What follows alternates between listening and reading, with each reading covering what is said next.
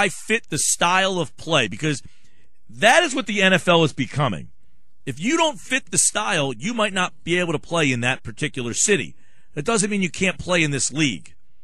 But the Eagles have basically gone out and grabbed a bunch of guys who are completely different from what they had previously. So we're going to bring Casey Joyner, ESPN.com's NFL insider, in. He wrote an unbelievable article about Sam Bradford. So I want to go a little bit more in depth on him from our conversation earlier this week. But I also want to get his take on DeMarco Murray and see how he fits in with Philadelphia. Casey, it has been other than the lockout season when that thing was just nuts, this has been the most wild offseason I could recall in 10 years of doing this show.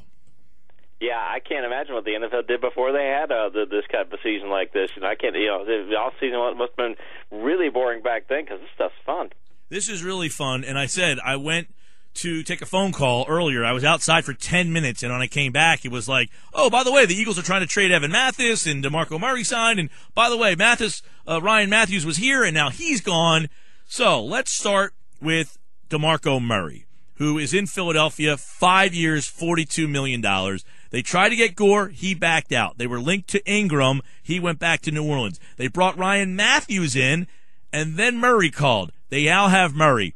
Is Murray a guy that you think fits Chip Kelly? Depends on which Murray you get. Do you get last year's Murray, or do you get the Murray who played the 3 years before that? And do you get the Murray who was what he was in college? Because last year, he's a workhorse, and he can give you a ton of carries. The thing about Murray that troubles me, though, is I've got a metric called good blocking yards per attempt. Measures how productive a running back is whenever you give him good blocking. That's the place where running backs really make their marks, where you differentiate yourself. The league average in that metric is usually around 7.5 yards. Last year, Murray, 8.8 yards. That's nice. It's a yard and a half or 1.3 yards better. Here's the thing. Most times a running back in a high-caliber offense or he's going to get a lot of carries. He's going to get maybe 100 to 120 good blocking carries a year. So you take 120 in times of a 1.3, it's about 10 yards a game. If you're going to pay a big amount of money to a running back, I just don't know that it makes a lot of sense unless they give you more than 10 yards per game above the average of what you normally get. I asked the question earlier, is DeMarco Murray a product of that Dallas offensive line, and is the Eagles line a similar line to the Cowboys? I don't think so. That would be one concern I have, but his yards per carry was pretty good before this rebuilt Dallas line, and their line was pretty terrible before 2014. So do you think, though, that he was a product of that offensive line? I think it's a big part of it because the Cowboys have a good offensive line. The thing is, though, Dallas only had good blocking 36.4% of the time, if my memory serves correct. That's not a great number. And the reason they had a number that low is because teams were playing to stop the run. And Murray was still able to get good production for the most part and things, so that's good. I mentioned, though, what he was last year versus what he was in previous years. You got to remember, last year he has the huge number of carries, and it's in a contract year. He puts up these fantastic figures. And yet, the seasons before that, all three of his pro seasons before that, he's banged up. He's got durability question marks. So that's a problem. And then when you look in college, durability wasn't a question. But in 3 years in college, over the 3 years where he was the bell cow in college, he had more carries than any other back in college football. So he's got a lot of wear and tear coming out of college. He has an incredible amount of wear and tear last year, and there have been multiple studies that show if you take as many carries as he had last year, you tend to decline in the season after. So I have a question mark if we're going to see last year's DeMarco Murray this year. We're talking with Casey Joyner, ESPN.com's NFL insider here on the Sports Bash 97.3 ESPN. Murray set to get $42 million from the Eagles. Is Murray a better fit? Because why? Let me get your opinion on this. Why was Kelly looking for maybe a Mark Ingram or a Frank Gore and now a DeMarco Murray, even a Ryan Matthews? It seems that he thinks these guys are better options than a LaShawn McCoy. I think he moved McCoy because of the finances of the deal. Remember, he was talking a couple days ago about that when he lets McCoy go, he feels like he got two players from McCoy rather than just Alonzo in the trade. He was able to get Maxwell too. So that was that may have been the mindset there. As far as what he wants, hey, look, Chip Kelly, a team runs about 1,000 plays a season. The Eagles are going to probably run, obviously another 100 and change more than that. So you're running the ball maybe 600 times a year if Kelly gets what he wants. You can't have just one back do that, but you need to have some backs who can carry the bulk of that. You can give the ball to 300-plus times. So I think that's what he wants out of whatever back he was going to get. It's kind of made you wonder why he might be going after Ryan Matthews, because Matthews was the guy who wasn't going to give you that. And it still makes me wonder about Murray because, as we talked, when you have that many carries like he did last year and you've got that much wear and tear, are you going to be able to have him as your bell cow for the whole length of his contract? And I don't think that'll be the case. Well, that's one thing. I think you look at 5 years and $42 million with $21 million guaranteed. I think you got to certainly wonder, is that a very good financial deal as they got rid of McCoy? And you would say, all right, they saved $12 million in cap space, so trading virtually McCoy, but it's not really McCoy for DeMarco Murray straight up. They did get Kiko Alonso, and they did clear out some more cap space there as well. But in the end, when you flip McCoy out and get Murray here, I guess you got to see if this will be a good fit. You got to wonder, though, for Kelly to go target these guys, do you think he's got a different style of offense? Not different style, but maybe there's things that he has shelved because of the players that he had before, and maybe you'll see differently with the players he's brought in now. Yeah, I think so. He always talks about culture being such a big thing, so he must know some things about these players and thinking, okay, they've been really good for the culture. They can be really good for the kinds of things we want to do. Like, in signing Bradford, one of the things about Bradford is when he was at Oklahoma, for the 2 seasons he was there, the Sooners ranked, I think it was 9th nationally in number of offensive plays per second. In other words, it was a really fast-paced offense. So he's brought a guy in basically who, look, this is a guy who's run a fast-paced offense before. I think he can handle the pace that I'm looking to run in this offense. I think if you look at a guy like Murray, I think he thinks, okay, he can do the things I'm looking for. If Murray can hold up and Murray can be a guy who you can get the ball to, 300 times a year, and if he can show the durability he had last year, if he could do that for the term of the contract, then it'd be a great move. That's the only question mark is, can he do that? But it's a decent move if you're going to be running the ball this much. You've got to be able to have a bell cow, and he could be as good a bell cow as there is if he stays healthy. I think it's interesting because one thing about McCoy was he's a highlight guy. He's a Sports Center guy. He makes you miss. He's dynamic. And for every time he makes someone miss on a 3-yard loss and makes that a 3-yard gain, there's 3 other times he gets tackled behind the line of scrimmage. And now you're at 2nd and 12 or 13, where Murray and Gore, those guys, it seemed, hey, we might not get yardage, but it's 2nd and 10 or 2nd and 9 and 2nd and 8, and we'll just start over. It seems that Kelly disliked the losses, and he talked about that a lot after games. He didn't like being in those 2nd and 12 and 13 situations. So maybe he's saying, look, I need a guy who's more straight ahead, and if the play's not there, we'll start over and try again. Yeah, the thing is, though, is that league-wide, if you get bad blocking on a play, every back, I've done this study for years now, there's almost no back in the league who will even gain 3 yards a carry. Almost all of them average between 1 and 2 yards per carry. Last year, you're looking at LaShawn McCoy, 192 plays where he had bad blocking, 293 yards, so roughly 1.5 yards per carry. You're not talking. Nobody's going to gain that many yards when they get that. So even if Murray offers you an upgrade there, that's great, but that's not really where you make a differentiation. You're going to make some there, but where you're really going to, get your big numbers, where you're going to, separate yourself from other backs is how well you do when you get good blocking plays. And that's one of the things is that McCoy actually had his good blocking yards per attempt was, the same range as DeMarco Murray. So as far as from a productivity standpoint, I still think this is going to be, if Murray stays healthy, this will be kind of a wash. How about, both Bradford, and we'll get to him in just a moment, and Murray ran a more spread style of offense in college. Is this offense what Chip runs more, closer to what they did in college, these two guys? Yeah, I think that they're both used to playing in that high caliber offense, that fast paced offense, and that's the big thing. The thing Kelly's he tells his players this, and he uses it on both sides of the ball, offense and defense, is we want you to be able to go full speed on every play. All all the time, every play, full speed, no matter what. And when you need to rotate out, we'll rotate you out. When you need to get a rest, we'll give you a rest. And that's what he really wants. And I think that's one of the things when Murray came in, I bet that's one of the things they talked about. I'm sure they talked money and things as far as from what Kelly was looking for is, hey, we want you to be in this offense. We want you to be up for this. And this is going to be a challenge for you because it's not what the Cowboys did. We're going to ask you to run the faster pace. And he must have been convinced that Murray was going to do that. Who's got a better offensive line in the run, Eagles or Dallas? Believe it or not, the numbers last year, Dallas has better talent up front. Don't get me wrong. Dallas has better talent. But, again, teams were able to put them into bad blocking situations more often than they probably should have. And I think the Eagles, if they're healthy and they're operating the Chip Kelly system, I think they're every bit as good. I'm not going to say that they're better because talent-wise there might not be a better offensive line in the league than Dallas, but when Philly's offense is operating the way that it can operate under Kelly, I think they're every bit as good. All right, let's look at Bradford now and his fit into this offense because now that he's met the media, he's been here a couple of days, Chip Kelly has said, look, let's dispel all these rumors. We're not going after Marcus Mariota, which I don't know that we all still believe or not. It seems that he is going to go with Bradford here. The question is, how does Sam Bradford fit in here? I know the other day when we had talked, you said some very good things about him, but you wrote an article and did a lot more research on this. What are some of the things about Bradford that you think makes him a good fit here in Philly?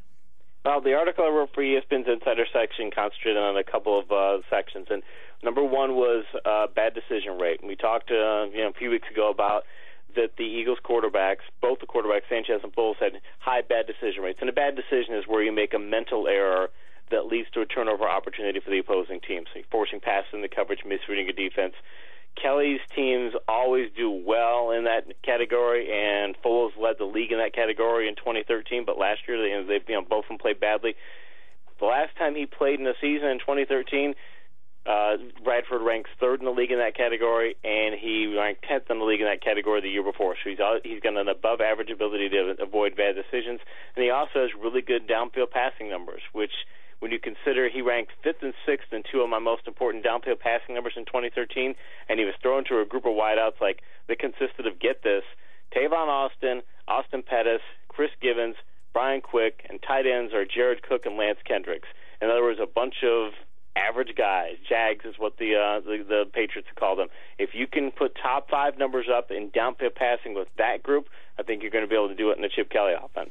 Well, it's interesting because a lot of this is, hey, make the quick read, get it to the guys, and let them make the plays. There's not a lot of weapons at wide receiver right now for Philadelphia. If they don't upgrade there, he's not going to have very many weapons with what he currently has. I don't think that that's going to stay the same. But how important are those wide receivers in this Chip Kelly offense? Kelly figures a lot of what Kelly's system is we're going to get we're going to get them to play 8 men in the box. We're going to get the opposing team to try and stop the run and do all they can to do that. When they do that, you're going to get one-on-one coverage, and he figures, it's tough for receivers. It's tough for them to beat double coverage and things, and it limits what they can do. But if you get one-on-one coverage, there's all kinds of things you can do, even if you just have good wide receivers. Jordan Matthews, I think, will develop into a much better wideout than what he showed last year. And he was not bad last year, but I think he'll develop into a much better player. I think the Eagles are also going to, if late last year is any indication, maybe lean more on their tight ends than they have in the past, which would be a much welcome thing. Maybe they'll flex one of these guys out and say you're going to be a pseudo wide receiver on this play because they've got enough talent at that position too. And again, they could pick up somebody in the draft, they could pick up somebody in free agency, but I think a lot of it is we're going to play call you open. And if they can do that, and again, given his history, you can see Bradford, you can give him lesser talents, and he can get the big numbers downfield.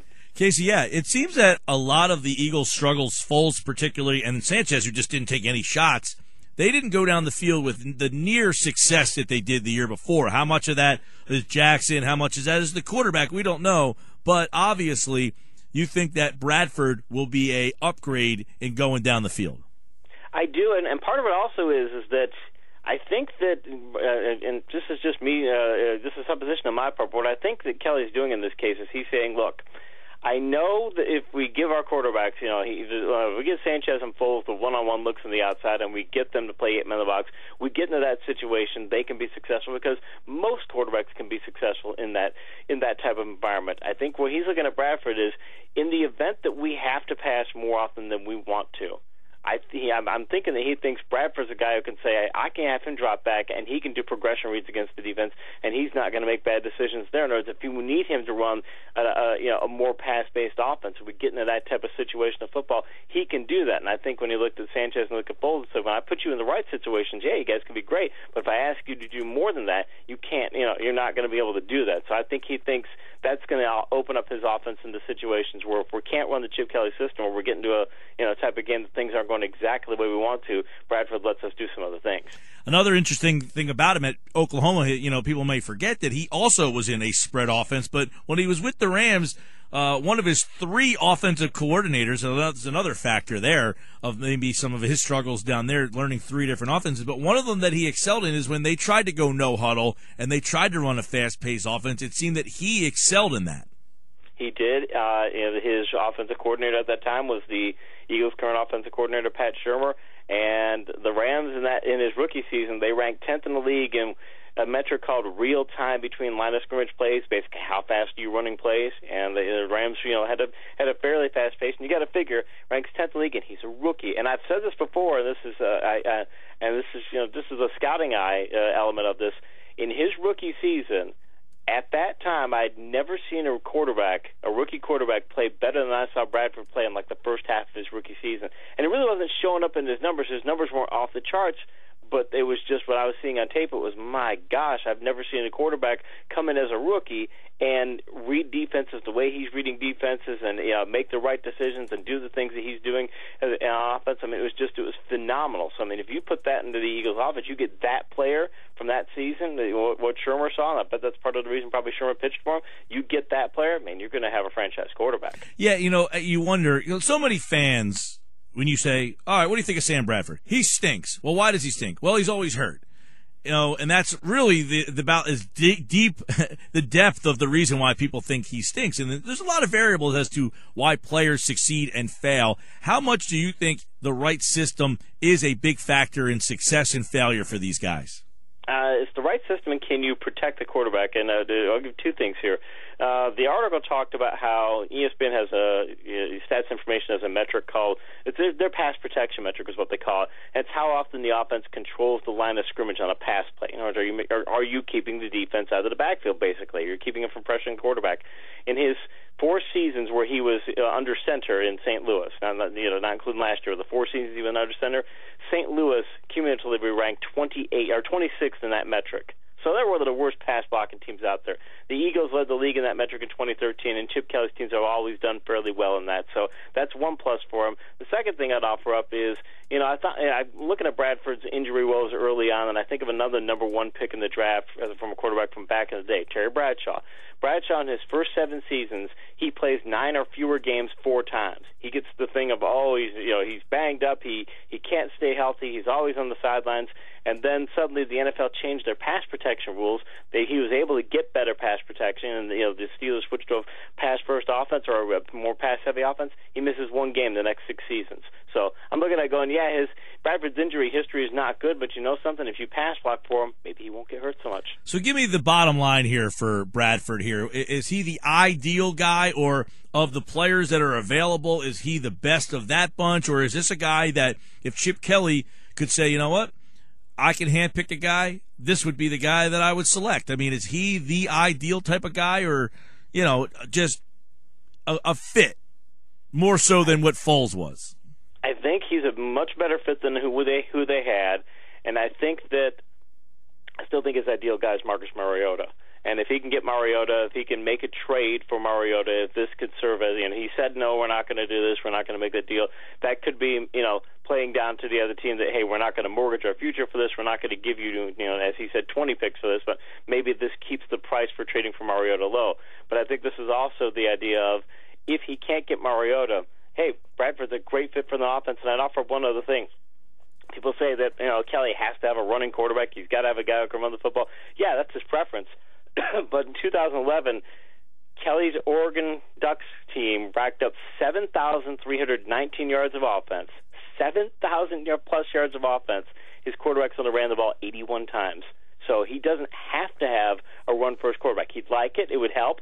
but he doesn't have to have a run first quarterback to be able to operate the system. Yeah, I think it's, can you avoid? Can you keep plays alive? Can you, much like Russell Wilson, who doesn't run if he doesn't have to, he just keeps plays alive. And of course, he'll take off. Maybe Bradford won't, but can you avoid the rush? And I think that's where one area where Foles really struggled. He could not keep plays alive. When the rush came, he just went down.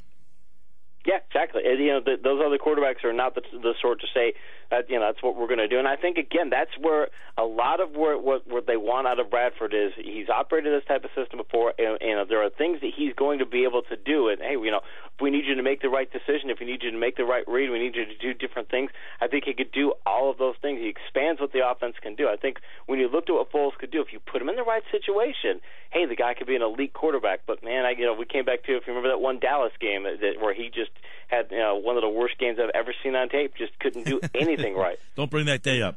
You can't have that, And I think Bradford limits the number of times hopefully you never see that, but I think Bradford, severely limits the number of times that could happen. One thing, about, and I asked this question yesterday. I wonder if Nick Foles played in St. Louis his first 3 years. If no disrespect to Nick, but would anybody really know who he was, or would he just be another journeyman guy who's been in the league for a handful of years and vanished to the bench? Yeah, I think so. And the idea that you could turn Nick Foles and some picks, but you could turn Nick Foles into, because here's the thing.